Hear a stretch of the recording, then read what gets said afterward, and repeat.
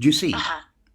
My name, Right. okay, the council wrote to me previously, and not long ago actually, and they wrote my full name all in capital letters, but they put a hyphen between the first name and the middle name, which in Chicago Manual of Style, which Romley points out and Rohan points out, Chicago Manual of Style, that is American Sign Language, what they're writing.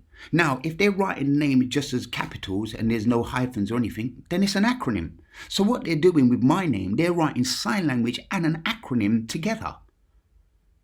They're using two different languages to write my name. They're using sign language for the first name, so John-Henry, all in capitals, and then a space. Then Doe, as in all in capitals. So you're just using sign language and now acronyms. You're using two, which is English and sign language. You're using two different languages to write my one name. But people don't see that. People think, oh, yeah, whatever. And they go off on one and they want to try and challenge it. No, you don't need to challenge anything. Because as we know, in contract law, contracts can only be made between corporation and corporation, man or woman, man or woman. Or both the same kind, basically. You can never have a mixture of the two. So a corporation cannot have a contract with a man or a woman. That's why they brought in the rule about corporations is a person. When you look at Black's Law Dictionary or any of the law dictionaries, persons can also mean corporation. So if you're classing yourself as a person, are you classing yourself as an implied corporation, or you're implying yourself as a expressed corporation?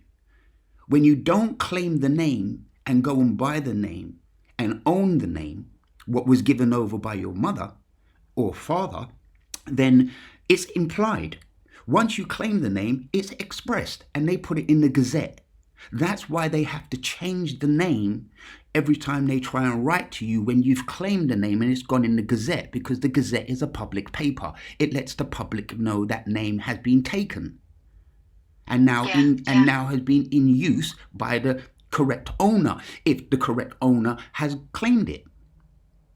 Anybody can claim a name. That's the thing. I think this is the problem, is that people think that once they become 18, it doesn't apply to me anymore, but they don't realise that they're classes as minors still. Listen, you're still a minor. You're still a minor when you're 25. Still, even if you're 50, 60, 80, you're still a minor to them, Of so course. they can do what they like. But why is that? The reason why that is because you're still giving over the certified copy of an entry document, which you class as a birth certificate. That's why the baptism certificate is so important. They won't give you the certificate of name given, because that's the light blue one, and that's the lawful document. They don't want you to have lawful documents. They want you to have legal documents. So all the documents we've been given from the day we was born is all legal. That's why we have to go and get the depot enrolled in the high courts, Royal Courts of Justice, Queen's Bench, now King's Bench. We have to go and get that given to us. Given to us. We don't have a name. We was given that name written in English. If we choose it to be written in uppercase and lowercase, and one name, John Henry, with a hyphen and a lowercase h for Henry.